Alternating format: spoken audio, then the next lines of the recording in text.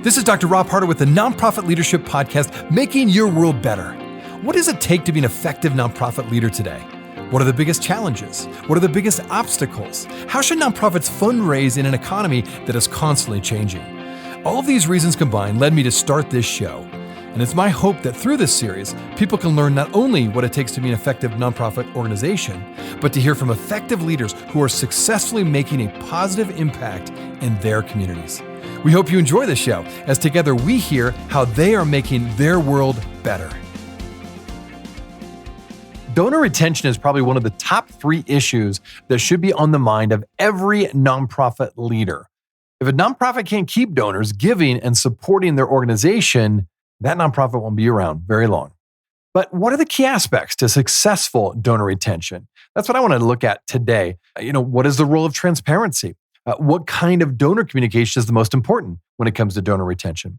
Well, this and more is the focus of my recent conversation with Cara Augspurger, fundraising coach at DonorBox. Cara will share from her own experience how you and I can improve our efforts towards improving our donor retention.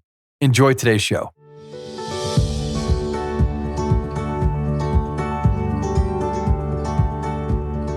This podcast is sponsored by DonorBox. DonorBox, helping you help others with the best donation forms in the business. Well, Cara, thanks so much for being on the show today.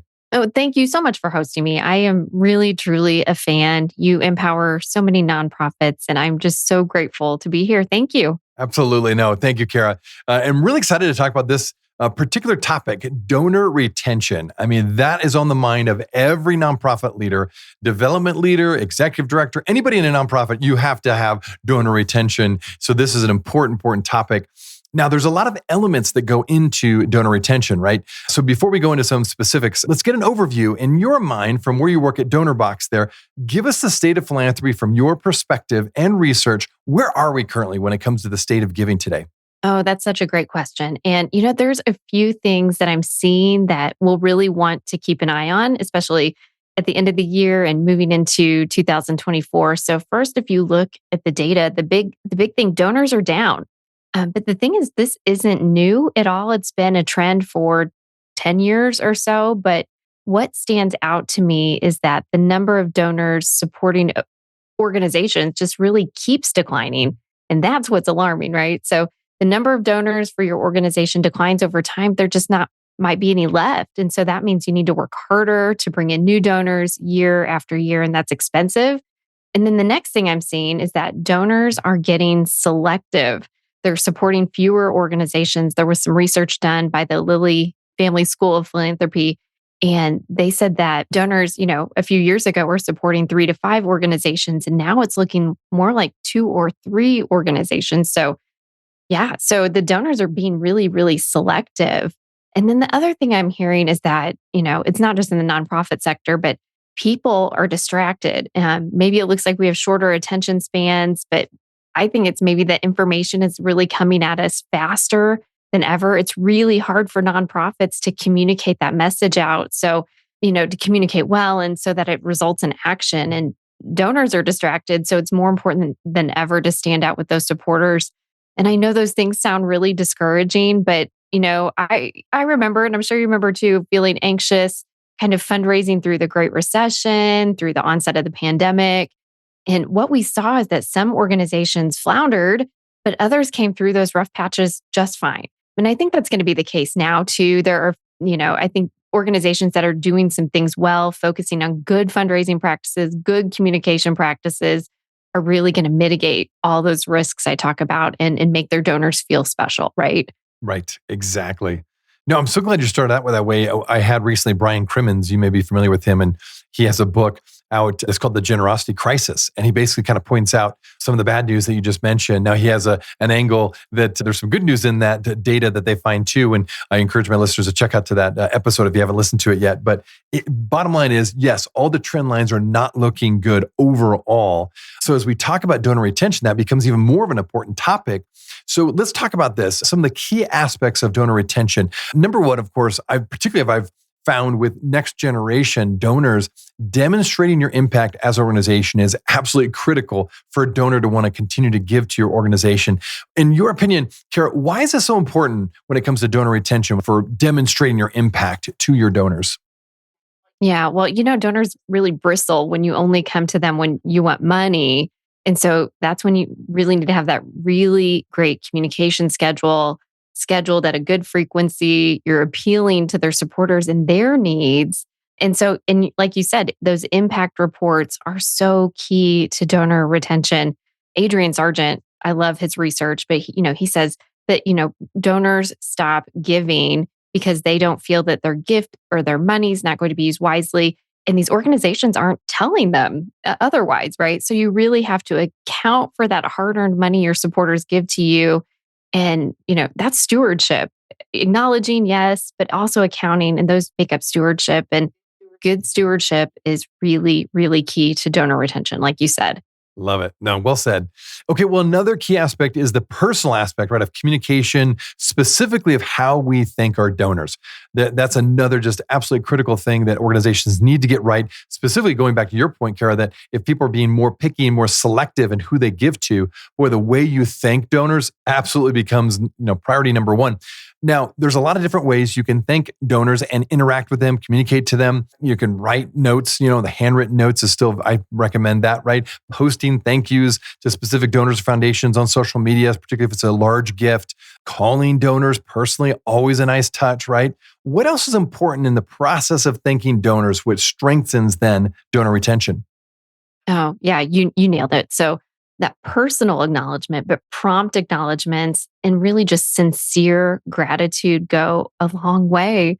Yeah. And the quality of that communication plus the frequency can really boost that donor engagement. And if you're only communicating once a year when you need money, you're expressing to your supporters that that relationship is very one-sided. So if you're doing a good job creating ongoing communication, a continuous conversation over the course of a year, you can really delight your supporters, convey that you're pursuing a relationship with them, and just keep them engaged with your good work. And saying thank you is fundamental to that. But again, following it up with, stories of impact and showing them how you have used their money to make the mission move to really do things in this world. I mean, that's fundamental, but it's overlooked. You and I might think it's fundamental, but I don't know that many organizations are doing that really, really well. It needs to be part of the organizational DNA for sure. Love that. No, good. Thank you for mentioning that. And another piece that I found is more underrated actually when it comes to the aspects of donor retention is the impact of authenticity. In fact, I was talking to a friend who's into YouTube. He actually has a huge following on YouTube. And he was talking about how the trend on YouTube this last year has been authenticity with people's videos, for example. And I thought it was very fascinating. I thought that's perfect for, as we talk about donor retention and organizations communicating to donors, authenticity goes a long way. Donors respond positively to authenticity. Building trust with your donors is essential. And a part of that building trust is really being honest and direct and authentic again. So there's different aspects to this. So let's talk about both the personal authenticity on the one hand, when you communicate to donors, but there's also, what a lot of people call this brand authenticity, that what you say you're about as an organization really matches what you do with your programs and services. And so maybe you could talk about both of those aspects of authenticity. And again, why it's so important for donor retention. Yeah, actually isn't authenticity. I think it's Merriam-Webster's word of the year for 2024. But no, you're spot on. And I think in this world of AI and just tech everywhere, I think we crave that human connection. So donors are looking for an organization that is going to be authentic with them, that's going to give them an opportunity to help change the world and to make an impact, and one that they can trust. You nailed that, right? So trust. And when they find that gem, when they find that organization that they can trust, they're going to tell your story with others and really become a powerful advocate for your mission. They are going to be more engaged in their own giving and more satisfied with their own giving experience. And earning that trust, it doesn't happen overnight, but it can happen over time if you're committed to it. I like to, think of my own personal inner circle. So mine is made up of the people I trust the most. It's made of people who pursue me, who check in with me, people who give me grace when I need it, when I've said, I messed up, I'm sorry.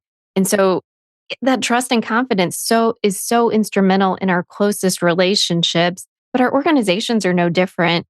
Successful nonprofits really invest in that supporter trust as like an organizational asset. They invest in it and it grows. Just like they would invest their financial assets, that trust is so fundamental. And so, yeah, I guess to answer your question, there's that. I think just convey it, think of the organizational relationship with their supporters, just like your personal inner circle. So, authenticity is based on genuine connections between people, human to human. And when organizations kind of can express and know in their heart, their values, their mission, their impact without overly pretense, without this overlay of pretense, that donors are going to feel that. They're going to feel that authenticity and that deeper connection, and they're more likely to stay engaged. And then transparency, that was probably word of the year at some point, but right? It does involve transparency. So nonprofits that share their successes, but also their challenges, plus maybe their financial information, that builds trust with donors. And, I think it provides some confidence there. And storytelling, that is also, so powerful, sharing those real stories of the people or the communities or the animals impacted by donations. It really humanizes your organization. And that provides authenticity when you are using the words of the people that, have benefited from the programs, or people who have seen change happen because of the programs. And that can really resonate with donors. And then consistency. So not just coming to somebody when you need something once a year, but it's that consistency in messaging and actions, and just kind of, when your actions meet your words, that really builds credibility. Love that. No, all that is very good. And I think you're right on. And you're building trust. We're going to talk actually about transparency in just a bit, and like how much is too much maybe. But I think that overall, the idea of transparency is absolutely critical. One more thing I want to talk about and to get your take on is feedback. Asking our donors for feedback. I know the organization that I lead, we're constantly doing that, both for the clients we serve, as well as the donors that we get support from, always asking for feedback. Help us to get better, But tell us, what do you recommend my listeners who are leaders in nonprofits when it comes to asking for feedback from donors? How does that work best? What have you seen works really well when it comes to that process of getting honest feedback from your donors? Ooh, I'd love to learn more from you about what you're asking and what you're seeing. So, but feedback is really a great way to help them feel valued, to say, I see you. I want to listen to what it is you have to say. So, like you said, surveys or feedback forms of some sort, asking questions about their motivation. Why do you support the cause? Are you satisfied? Do you want to hear from us more? Do you want to hear from us less? Especially after events or programs, asking, what did you see or hear? What feedback do you have? And then actually use that to improve it and continue to, iterate on your programs. And I think too, like that individual outreach. So yeah, a form or a survey, an online survey is helpful, but, we're continually looking for touch points with donors. So, use it as an opportunity to connect personally in front of someone, express gratitude, inquire about their experiences, their thoughts, and then obviously use those conversations not just to collect feedback, but deepen the relationship. So ask open-ended questions, show interest, and then actually apply what it is that they're saying to you. You can't just leave it you need to apply the feedback, or just get back to them on, we looked into this and it's not going to happen because or whatever, but using it as a conversation piece for sure. We'll be right back. Are you looking for an easy and effective way to boost your nonprofit's donations? Look no further than DonorBox, the online fundraising platform that streamlines your fundraising efforts, maximizes donations, and simplifies giving for your supporters. With DonorBox, you can create beautiful donation forms, accept digital wallet payments, track donations, and send auto receipts. And the best part? There are no setup or monthly fees and no long-term contracts required. So what are you waiting for? Visit donorbox.org today to get started. That is donorbox.org. Hey friends, thanks so much for listening to the Nonprofit Leadership Podcast. I wanted to let you know that I've recently become a professionally certified coach. With my nearly 30 years of nonprofit experience, I know firsthand how hard leaders work. I also know how important it is to have someone you can call on to get help with the barriers and leadership challenges you will face both professionally and personally. I really want people to thrive and become all they were meant to become by providing coaching and consulting services. If coaching is something you've always been interested in, but weren't quite sure what it was all about, I encourage you to reach out. You can go to my website, robharder.com, or just email me at rob@robharder.com. I would be happy to provide a free sample coaching session so you can determine if coaching is for you. Thanks again for listening. Now back to the show.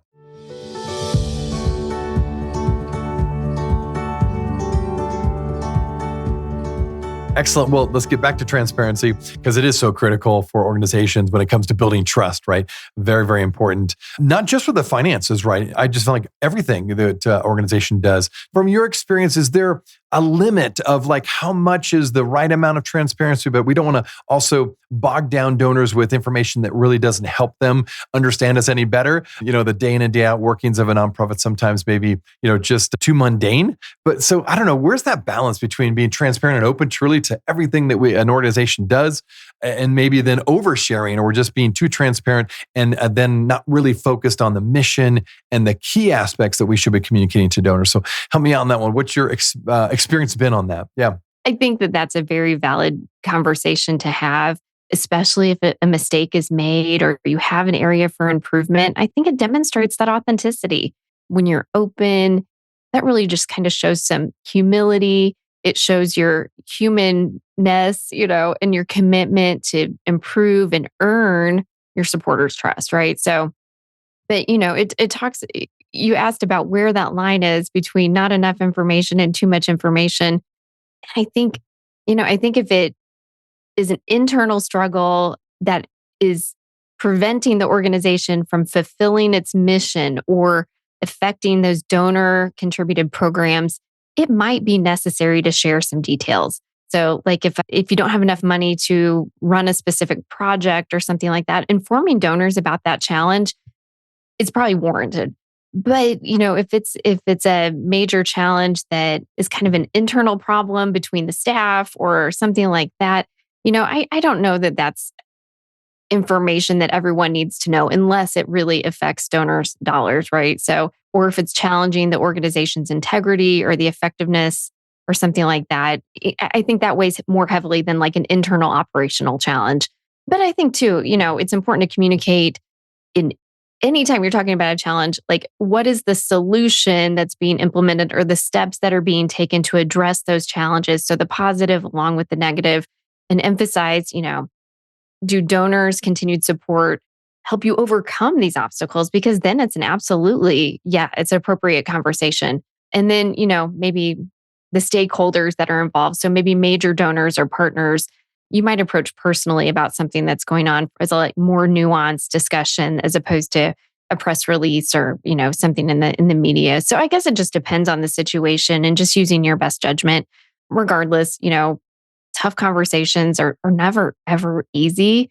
But I think with key stakeholders, the more transparent you are so that there are no surprises are going to be more beneficial to the organization. It could be really scary. You may just want to hide your head in the sand. I get it.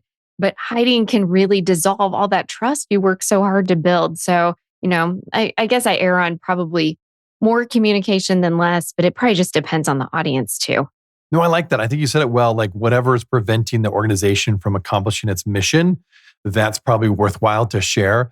I think that's excellent advice to all my listeners. And when I asked that question, I was thinking about a great example. I had Charity Water. Many people know that Charity Water is great nonprofit. And I had them on the show. This was a while ago, but they shared this story where they're all about getting water, clean water to particularly third world countries and the developing world. And they had this live big celebration for when the water was actually going to come out, and they had it all set, and they're going to have this big celebration. It was all going to be live on video. And the big crane and everything they had out that kind of was there set to channel the water that comes up basically tipped over, fell over, and nothing worked. It just was a complete failure. And it was just this funny kind of story because they shared it and they debated, do we, just kind of get rid of that video and cut the feed and get out of it? Or do they talk it through? And so they actually used it as a great opportunity to say, you know what, this doesn't always work. as perfect as we planned. And so it was a real trust building, transparency opportunity for Charity Water. And of course, they've never skipped a beat. I mean, that was just one more thing that built more trust because they kept that going and they showed everybody. They didn't try to hide it. It happened. And they said, we're going to try to make sure that doesn't happen in the future. So anyway, just one example. Isn't that a fun example? Yeah. Yeah, it's such a good example. So good. Yeah, absolutely. Okay, moving on. Inviting donors to be actively involved with one's organization can really be a powerful catalyst, I think, for growing trust, demonstrating authenticity because they get to see people in action.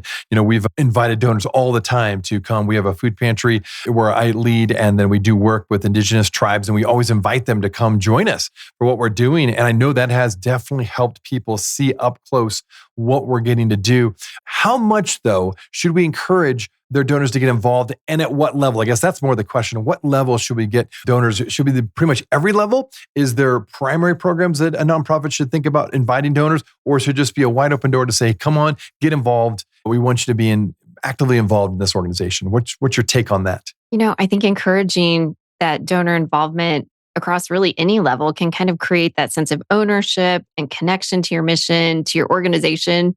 So I think that's where that relationship building comes in. If you're doing a good job building relationships with your donors, you're surveying them, if you're meeting with them, you'll know where their interests and talents lie. And then you can match those up with what you've got going on or gaps that you have in your organization if you need an extra, if you need someone to step in a service area or something like that. But I just really encourage conversations. You wouldn't ask someone to marry you after the first date. And I think the same concept applies here. You get to know each other and then you know when it's right. Obviously, it's in your example, it's an organization that values community, and your donors and your beneficiaries are your community. And so I think getting everybody together, inviting other volunteers into just to say, I value you. And, we're all, this collective community. I think that could really, really boost and make your organization stand out, especially when they're donors, like we said at the very beginning, are supporting fewer organizations. They're going to think of the ones where they've seen face to face, eye to eye, human to human, or animal, or whatever it is. But you will stand out when you bring your donors into those situations when it's appropriate. Well, for my listeners, DonorBox, where Cara works, is a wonderful supporter of this podcast and has been for several months. So I do want to give you an opportunity to just talk about how does DonorBox help nonprofit organizations with things like this. I know they offer a whole array of different things. So maybe we can start with that. What's DonorBox's primary mission and how do they come alongside nonprofits? Yeah, absolutely. Thank you for asking. The one thing I really love is that DonorBox strives to connect with nonprofits on a deeper level, very similar to this conversation we're having here, beyond just software to help them raise money. So between account management and making sure you have the right tools at the right place to fundraising, coaching, and learning opportunities and engagement opportunities. I think that's the people behind DonorBox, and especially our amazing support team, really help connect with the people running many, many organizations across the globe.